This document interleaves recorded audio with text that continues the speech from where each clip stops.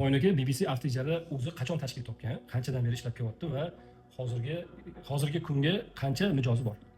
BBC avtijari korxonamiz bu avvalo 3 ta korxonadan, 3 ta mas'uliyat cheklangan jamiyatdan tashkil topgan guruh bo'lib, birinchi MCJimiz, ya'ni Best Business Communications, BBC avtijarani asosi, BBCning asosi bo'lgan Best Business Communications MCJimiz 2011-yil, ya'ni 15 yil oldin tashkil topgan.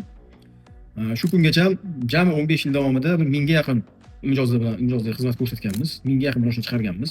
Shundan aksariyati 600-700 ga yaqinidir balkim mashinalarni to'lovdan qutulib, nomiga rasmiylashtirib, olib ketib, keyin aksariyat mijozlarimiz yana qayta mijoz bo'lishgan bizga. Sababi hozir avtomobil sohasida juda ko'ryapsizlar. Pulini ham to'lab, mashinasini ham pulini ham olmayotganlar ko'p. Bizning korxonamiz ishonchli, qonuniy, hamma narsani xat hujjat bilan, keyin muhimi so'mda bo'lgani uchun bizdan bitta olib ko'rgan mijoz yana qaytib olishga harakat qiladi odatda. Biza endi reklamaga unaqa katta pul tikmasligimizning sababi biz unaqa katta korxona hisoblanmaymiz. Ya'ni banklarga o'xshab, boshqalarga o'xshab. Bizning shu o'zimizga yarasha kichkina oborotimiz bor va hammani talabiga yarasha biz mashina qilib bera olmaymiz. Bizga hozir 100 ta mijoz kelib bizdan mashina talab qilsa, biz unga 100 ta mashina olib bera olmaymiz.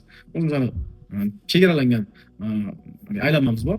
Shunga qarab hozirgi kunda mana to'g'ri ishlayotgan ekanmizki, bironta bizning korxonamiz ustidan 15 yil davomida bironta shikoyat bo'lmagan.